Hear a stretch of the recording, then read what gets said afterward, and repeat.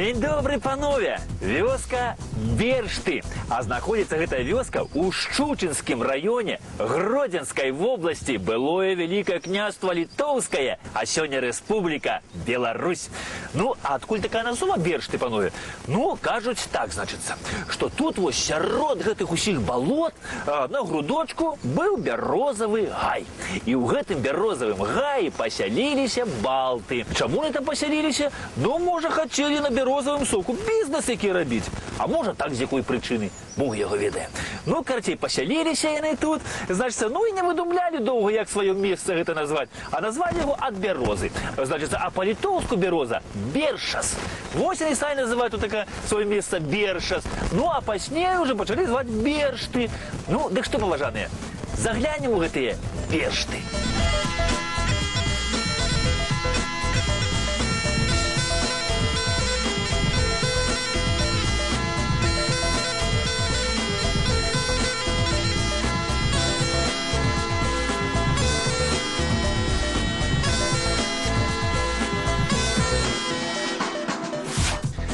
Бершты, паважанае панства, гэта адно са старажытнейшых мясцін гарадзеншчыны. Во, тут, на гэтай рэчцы Котра, людзі пасяліліся вельмі ж даўно, паважаныя.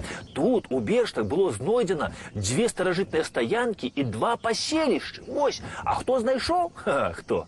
Навукоўцы наши, малайцамі хлопцы. Это ж не паленаваліся. Узялі ў рукі лапаты вось і давай рыць тут па Берштах. І тое сёе нарылі. Тут яны вось нарылі крэмневы прылад працы, фрагмента вось гліняных гаршкоў, каменную сякеру, каменную булаву, ну і шмат чаго, вось што датычыцца да мезаліту, неаліту і бронзавага веку. Вось, панове, ну а тыя колішнія людзі ў гэтай рэчачцы Котра тут, ну, гаршкі гэтыя свае мылі тут паласкалі, адзенне сціралі, самі купаліся і рыбку лавілі.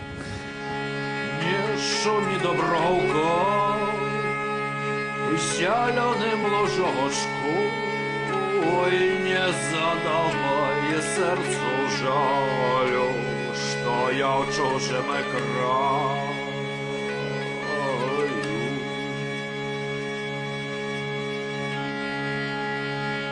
Что я в чужим крае марне ж пропадаю, и затое же я пропадаю, что роду не маю.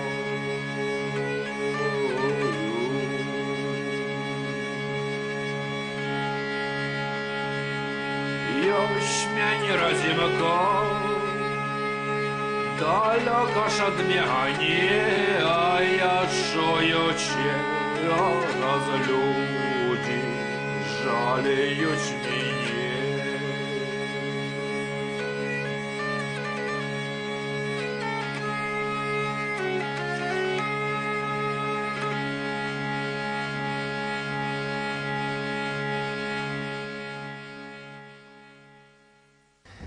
Бершты, вось, паважанае панства, яны вось сваёю гэтаю прыгажосцю, сваімі гэтымі краявідамі, сваёй добрай, хорошай энергетыкай вабілі сюды высокіх асоб, паважанае панства. Упершыню у летапісах Бершы ўзгадваецца пад 1460 годам, вось, і як вялікакняжаскі двор. І гэты двор вялікакняжаскі надта ж, кажуць, любіў наведаць наш вялікі князь Вялікакняства Літоўскага Казімір IV. Старейшы вось сын, значыцца, Казіміра IV Уладзіслаў стаў каралём Чэхіі, Венгрыі, а быў яго ще й малодшы сын, Александрик. Дык вось расказваць, як такі, гаворыць, Казімір збіраўся сюды вось у Бершты, у двор свой ехаць, то Александрик бег адразу да яго, як ён даведаўся і крычаў: «Татуся, татуся, возьми мяне з сабой у Бершты, я ўжо вялікі хлопчык і таксама, як і ты, хачу вось на зубра хадзіць, на медведя, на дзіка, мне нават ёсць меч і дзіда». Ну, такі хлапец, значыцца, быў. Ну, а калі вырас Александрик і стаў уже вялікім князем Александрам, значыцца, ну, то ён не пераставаў наведваць вось гэтыя Бершты, настолькі яму добра вядомыя з дзяцінства. Вялікі князь Александр, паважанае панство, ён ажаніўся на дачцы маскоўскага, а значыцца, вялікага князя Івана III на Алене Івановне. Ну, гэты шлюб быў, скажем так, больш палітычны. Ну, каб наступіў мір вось паміж Масквою і нами, вялікім княствам літоўскім. Ну, але вось жаданага міру, панове, не адбылося.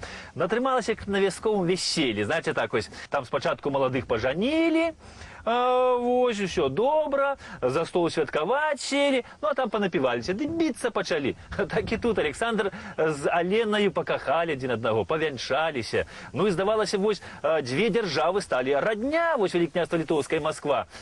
Ну, і што тут уже біцца радне? Ну, але Масква ўзяла, ды праз пару гадоў пасля вяселля ізноў на нас напала, на вялікае княства літоўскае. От што ты зробіш? Ты з імі вось мірыся, жаніся, а яны біцца лезуць, а? От, што хочаш, то і рабі з імі. Ну і нам, конечно, цяжкавата было самім з імі спраўляцца, з маскоўскім княствам, таму мы клікалі на дапамогу каралеўства польскае. Ну а паколькі Александр з'яўляўся адначасова і вялікім князем вялікага княства літоўскага, і каралём польскім, то тут уже зноў як бы пачаўся той працэс вось аднаўляцца аб аб'яднанню двух дзяржаў ВКЛ і Польшчы пад уладай аднаго караля. І менавіта вось пры князю Александру вось у дачыненні да гэтых двух дзяржаў пачала ўжывацца назова Рэч Паспалітая. Ну, Рэч Паспалітая, гэта значыцца агульная дзяржава, агульная справа. Дарэчы, вось, паважанае панство, вялікі князь Александр, ён адзіны польскі кароль, які пахаваны вось не ў Польшу, Кракаве на Вавелі, а менавіта вось ён пахаваны у нас, вось у былой нашай сталіцы, вялікага княства літоўскага у Вільні. У Вільні, паважаны, яго пахавалі. Вялікі князь Александр вельмі любіў вось Беларусь. І вось пры ім, дарэчы, у 1496 годзе вось тут, у Берштах, адбыўся сойм. Сойм вялікага княства літоўскага. Вось што, паважаныя. Звычайна такія соймы ладзіліся там у Гародні, у Бярэсці, у Наваградку, а тут Бершты. Вось як. А гэта значыць, паважаныя, што Бершты калісьці у вялікім княстве літоўскім знаць займалі нейка такое важнае месца. Гей, як ковмазур до млина, здохло яблука было. Воїна нашляна, що дай сюди вийде так, там через Кракав'яка вяління маш.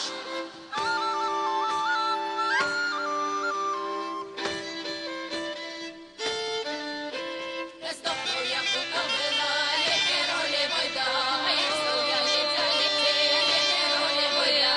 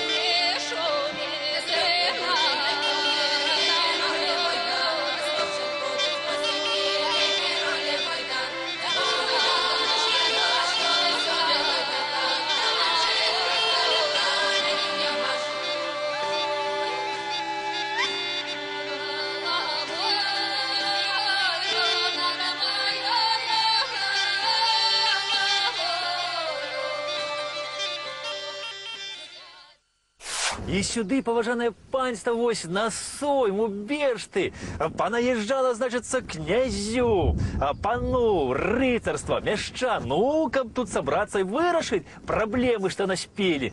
Значыцца, магчыма, панове, што яны сабіраліся якраз вось тут, на гэтым месцы. Вось, мусіць, тут стаяў воз, значыцца, можа, нават вось гэтае кола яшчэ з таго возу. Всяк можа быць. Ну, значыцца, і тут на возе стаяў маршалак, які кіраваў, значыцца, соймам. Ну, і адчуль з гэтага воза ён і абвяшчаў вось аб тых рашэннях, якія былі прыняты на сойме.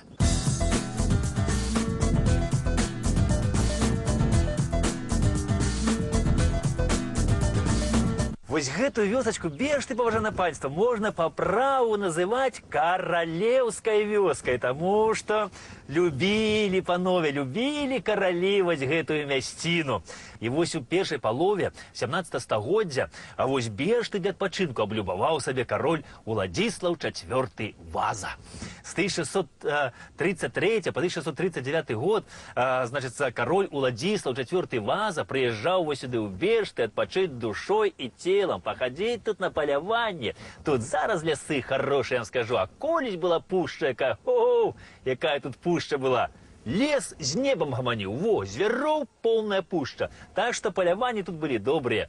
І вось гэтыя паляванні, значыцца, Уладзіслава IV Вазы і Бештаўскую пушчу апісаў у сваёй паэме паэт польскі, беларускі Мацей Сарбеўскі. А паэма яго называецца «Сільвіліада». Мацей Сарбеўскі, паважанае панства, ён быў пры двары Уладзіслава IV прапаведнікам. Ну і сюды ён прыязджаў разам з каралём. Ну, праўда, кароль прыязджаў палавіць звяроў тут, а Сарбеўскі прыязджаў сюды злавіць музу. Ну, тут ён пісаў свае вершы. Гэта быў цудоўны паэт, паважанае панства. Вось рымскі папа Урбан VIII, ён нават Сарбеўскаму надаў такое ганаровае найменне Сармацкі Гарацый.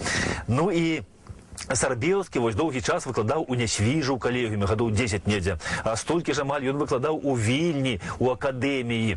Ён быў прафесар тэалогіі, красамоўства, філалогіі.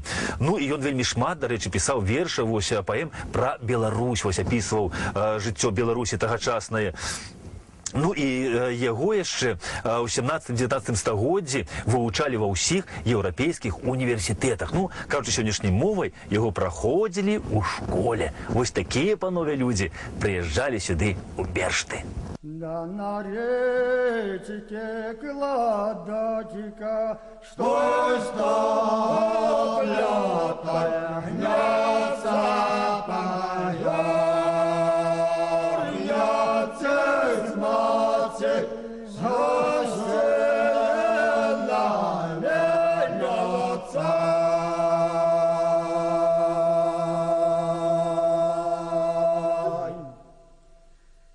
Помьёрья цельцы мати, все моя я зеленая, и засталася бедная сиротина.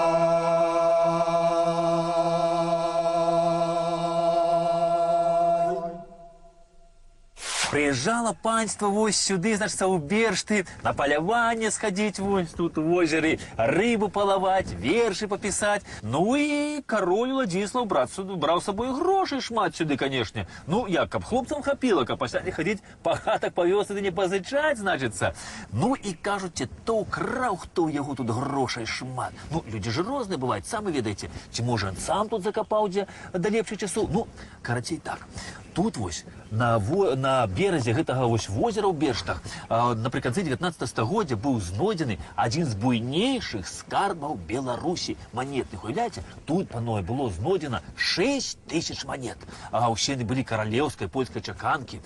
Тут сярод іх былі паўтаракі вось бацькі Уладзіслава Жыгімонта III Вазы, былі манеты Яна Казіміра. Ну, карацей, вялізны скарб. Хто закапаў, канешне, яго тут, ведаць ніхто не ведае. І наогул гэтае возера, паважанае панства, хавае вельмі шмат розных таямніц.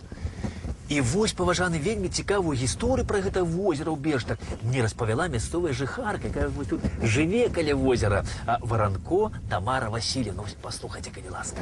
Я рыбачка, жыву. Тут всю жизнь прожила, каля гэтага озера, мне ўсё родное, мне бабушка в детстве яшчэ рассказывала, давно уже ушла с этой жизни, рассказывала, что стояла церква на этом острове, и было наводнение, и есть несло водою у озера, и было слышно звоны, когда тихо, який праздник, звонили звоны, ходили люди молиться. Ну и потом нам, дети, посчастливилось, мы увидели, крест твой появлялся, но не всегда. А потом я рыбачила рыбу, уже поздно, вечером темнело, и у нас кладбище на той стороне озера, и было замерзши, полыня там была. И на крещение стали появляться люди все больше, больше. И они ниоткуда не шли, а просто появлялись в этой полыне. И столько их стало там много, кучками. Сразу мне было интересно, потом стало страшно. Я думала, война якая или что. Ну, это непонятно, не понять. Я потом пошла домой, помолилась, перекрестилась и пришла опять до озера, но их больше не было.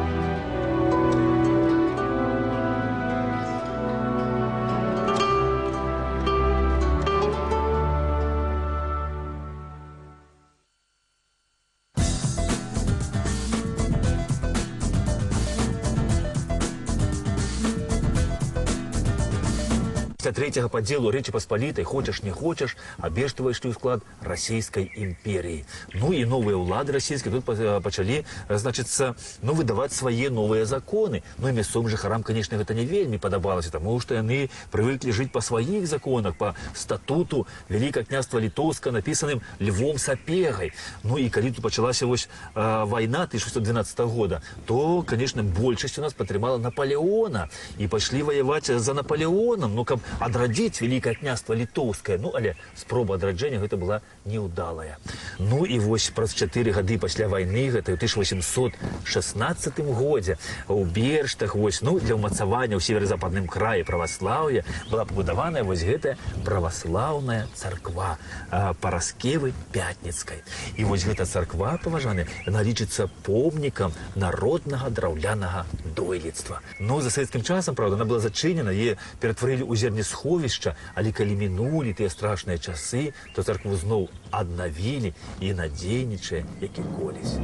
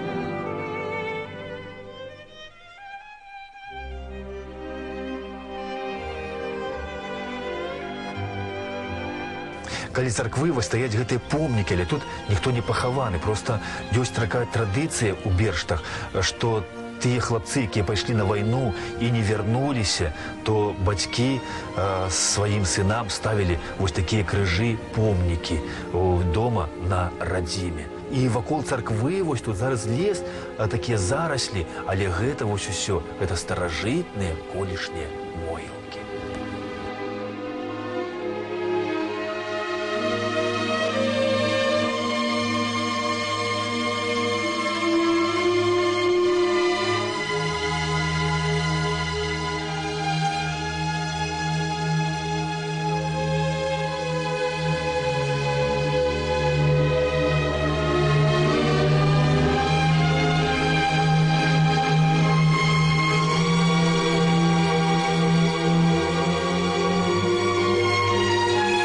Наши продки, паважанае панство, яны неаднойчы паўставалі вось супраць расійскай імперіі за адраджэнне Вялікага княства Літоўскага. І вось у 1863 годзе вось тут гэтыя берштаўскія лясы абудзіліся гамонкай людзей, апранутых у кажушкі і ў жупаны, са стрэльбамі і з косамі, якія ўзялі зброю, каб змагацца за волю, за справядлівасць, за тое, каб быць гаспадарамі вось на сваёй роднай зямлі і каб Слова Божае тут гучала на роднай матчынай мове. І гэта былі, панове, беларускія сяляне і шляхта. Гэта былі паўстанцы Кастуся Каліноўскага. Вось тут, недалёка каля Бершту, ва ўрочышчы Святое Балота, стаяў паўстанскі атрад. І ў красавіку 1863 года вось сюды прыязджаў Кастусь Каліноўскі, які перад хлопцамі выступіў з палымянай прамовай, каб змагацца за нашу і вашу свабоду. А камандаваў атрадам вось тут каля Берштаў палкоўнік Лянкевіч. Дык вось, панове, 22 красавіка 1863 года вось тут каля Бершту ва ўрочышчы Святое Балота атрадам палкоўніка Лянкевіча карнікам быў дадзены бой. І вось як аб гэтым баі пісаў у сваім рапарце капітан Тимофеев, які камандаваў тады царскімі войскамі. Ён пісаў, што мяцежнікі разабралі вось мост праз рэчку Катра, і мы пайшлі ў брод. Але як толькі мы ўзышлі на ўзгорак, то нас сустрэлі там моцным оружейным огнем. Мы по пояс брели по болоте, и мяцежнікі пачалі адступаць, але іхняе адступленне суправаджалася вельмі таким моцным трапным огнем. І яны настолькі лоўка выкарыстоўвалі мясцовасць, што мы маглі страляць толькі на дым. Падчас паўстання нашы хлопцы змагаліся не на жыццё, а на смерць, бо яны ведалі, што жыццё рана ці позна ўсё роўна скончыцца. Дык лепш заставацца грамадзянінам, чым быць быдлам у стойле. Пасля паразы паўстання лепшых сыноў і дачок Беларусі ввялі на расстрэл, на шыбеніцу, ссылалі на катаргу. І вось так і вынішчаўся генафон беларускай нацыі.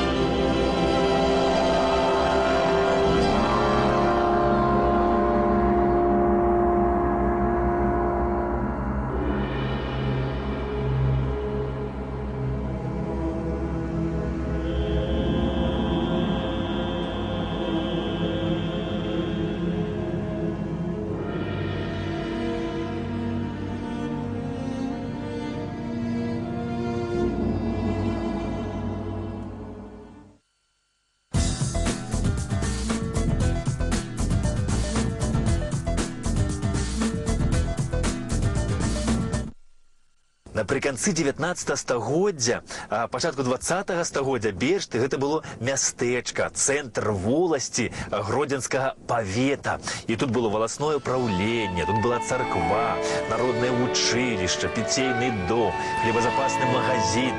Ну а за польскім часам Бершты былі цэнтрам гміны. Цэнтрам гміны Гродзенскага павета Беластоцкага ваяводства. І вось тых часоў даже застаўся будынак гміны, які нагадвае аб тых колішніх часах.